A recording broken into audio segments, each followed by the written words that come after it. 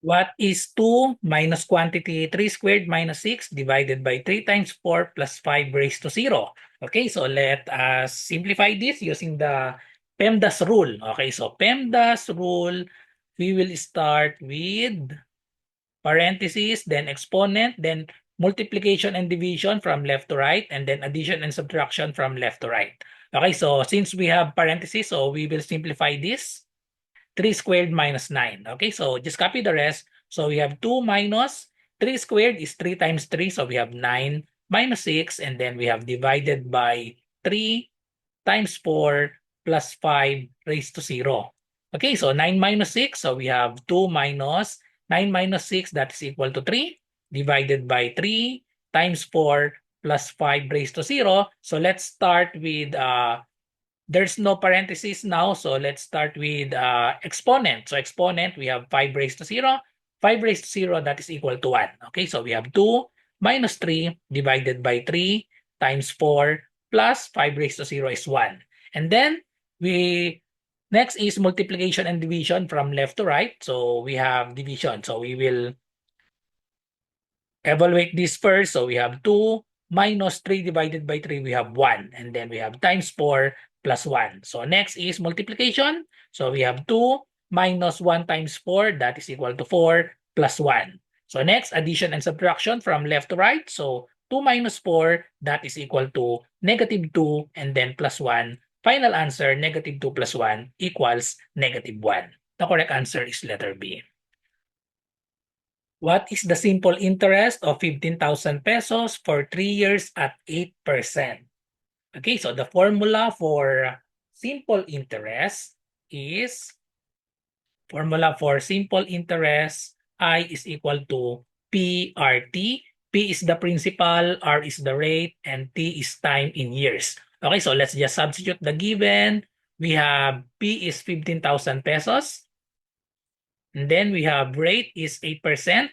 8%, we can write this in decimal or in fraction. So I will choose fraction.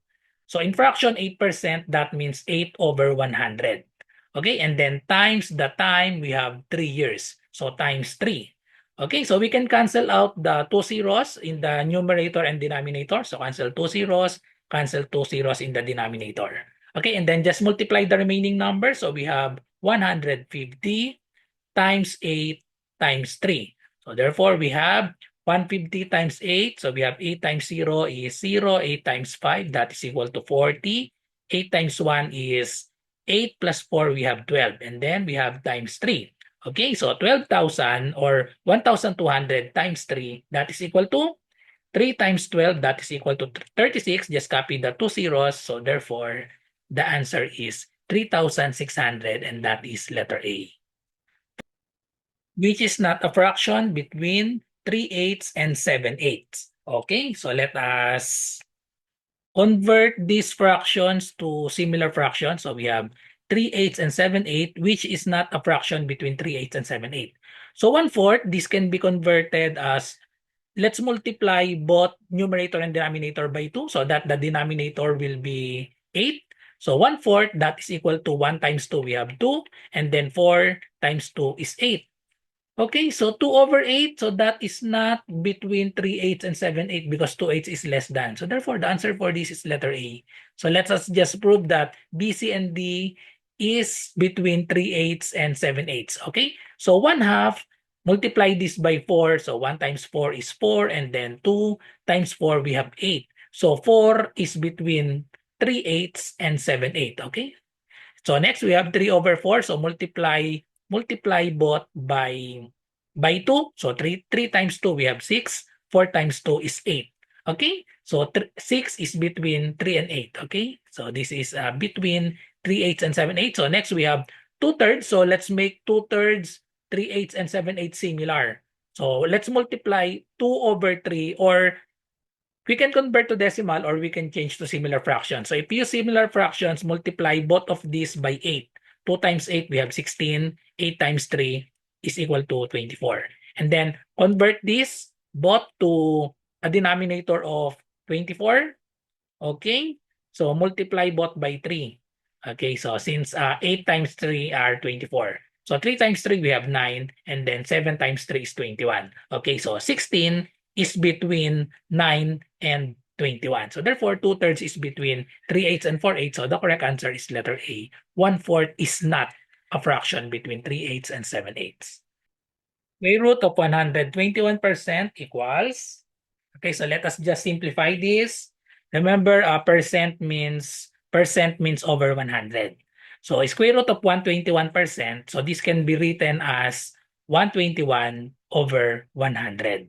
Okay? And we know that 121 and 100, they are both perfect square. Okay? So 121, so that is equal to 11 times 11 or 11 square. And 100, that is equal to 10 times 10 or 10 square. So we can now cancel the radical and the square. So it's now equal to 11 over 10. If we divide 11 divided by 10, the answer to this is 1.1. So 1.1, this is a whole number. So let us convert this to percent. So to convert a whole number or this decimal to a percent, all we have to do is move the decimal point 2 places to the right and then put percent symbol and let's write 0 here. So therefore, the correct answer is 110%, which is letter D. A Toyota car traveling at a rate of 60 kilometers per hour. After 2 hours, a Kia car followed traveling at a rate of 90 kilometers per hour. How long is it before Kia overtakes Toyota? Okay, so let's analyze the problem. So it is a overtake problem.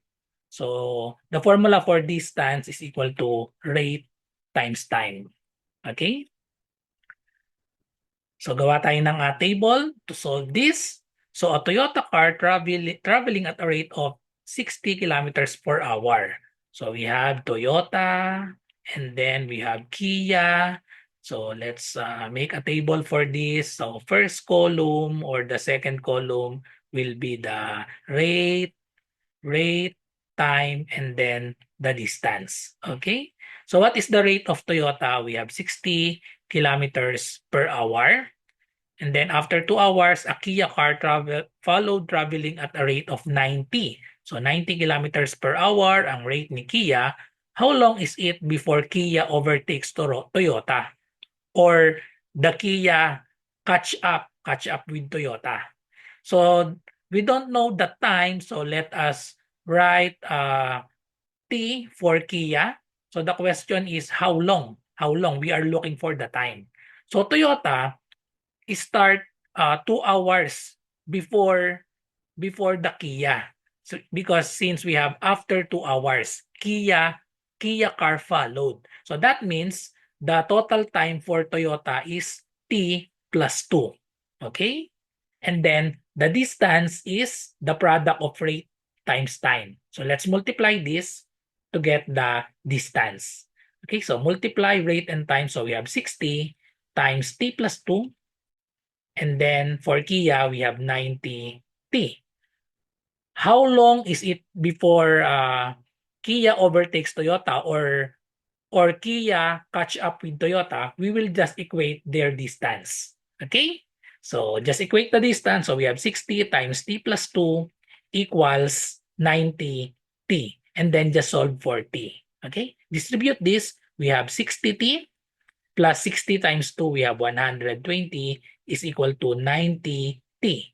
Combine the 60T and 90T by subtracting 60T to both sides. So cancel this. 120 is equal to 90 minus 60, that is equal to 30T. And then last step to solve for T, divide both sides by 30. We can cancel the 0 and then 12 divided by 3, time is equal to 4 hours. The correct answer is letter D, 4 hours. What is 40% of half of 1,920? Okay, so let us just evaluate this.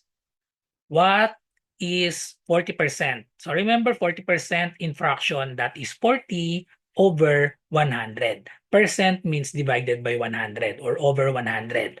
Of means multiplication. Half, so we have 1/2. And then another of, another multiplication. 1,920. Okay, so let us just simplify this. We can cancel the 1 0 in the numerator and then 1 0 in the denominator. Also for this one, 1920, it has 0 and then another 0 here. So therefore we have, so just copy all the numbers. So we have 4. No need to write the 1. Okay, so we have 4 times, no need to write this. So we have 192 over, this is now 1. So no need to write 1 and then over, we have over 2. And then we can simplify this 4 divided by 2, that is equal to 2. So what's left is 2 times 192. So let's just multiply this manually. 2 times 2, we have 4. 2 times 9, we have 18. 2 times 1 is 2, plus 1, we have 3. So therefore, the correct answer is letter A, 384. If 4 days before tomorrow is Tuesday, what is 2 days after yesterday? Okay, so let's start with tomorrow. So we have, if 4 days before tomorrow. So before tomorrow, let's write tomorrow. Okay, so tomorrow, and then we have 4 days before. So let's count 4 days before tomorrow. 1, 2, 3, 4. And according to the problem, 4 days before tomorrow is Tuesday. So this is Tuesday. Okay? And then the question is, what is 2 days after yesterday? So if this is tomorrow, that means this is today. And then before today is yesterday. Okay? So the question is, what is 2 days after yesterday? 2 days after yesterday. So from yesterday, let's count 1, 2. So we want to find what day is tomorrow. Okay, so we have, this is Tuesday. So we have Wednesday, Thursday, Friday, and then tomorrow is Saturday. The correct answer is Saturday, letter A. If twice the value of a certain number is increased by 11, the result is 59. What is the number? Okay, so let n be the number. So let's form the equation here. If twice the value of a certain number, twice, so that means multiply by 2. So 2 times the value of a certain number, let the number be n. So we have 2n is increased, so that means addition, is increased by 11. So 2n plus 11, the result is, so that means equal sign, and then we have 59. The question is, what is the number? Just solve the value of n. Okay? So put 11 to the other side, subtract 11 to both sides. So this will cancel out. 2n is equal to 59 minus 11. So we have 9 minus 1 is 8, 5 minus 1 is 4. Last step, divide both sides by 2. So therefore, the value of n is 48 divided by 2. That is equal to 24. The correct answer is C. What is 30% of 30% of 30? Okay, so let's form the expression here. 30%. Remember, percent means divided by 100. So in fraction, 30% means 30 over 100. Okay? Of means multiplication. And then another 30%. So another 30 over 100. And then another of, so another multiplication of 30. Okay, so let's simplify this. We can cancel the 0 in the numerator and denominator. So we can cancel 1 0, another 1 0, and then we can cancel 1 0 here and then 1 0 here. So what's left in the numerator? We have 3 times 3 and then times another 3. For the denominator, we have 10. No need to write this one. Okay? So therefore, we have 3 times 3 times 3. That is equal to 27 divided by 10. That is equal to 2.7. The correct answer is letter B, 2.7. John is twice as old as his son Mike. The sum of their ages is 64. How old are both of them? Okay, so let's form an expression for this. John is thrice as old as his son Mike. So let Mike, the age of Mike be X, and then the age of John will be 3X because John is thrice as old as his son Mike. Mike is X and then John is 3X. The sum the sum of their ages is 64. So that means if we add x and 3x, we have x plus 3x, that is equal to 64. The question is, how old are both of them? Just solve for x. After solving for x, find the value of 3x.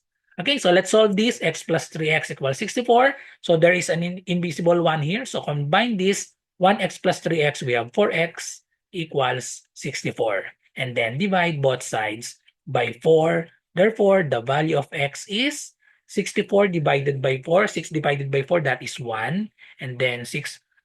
Okay, so let's solve 64 divided by 4. We have 1. 1 times 4 is 4. Subtract, we have 2. Bring down 4. 24 divided by 4 is 6. 6 times 4 is 24. Therefore, the age of Mike is 16 and the age of John is 3 times 16. That is equal to 48. So the correct answer is letter D, 16 and 48. Follow me for more content like this.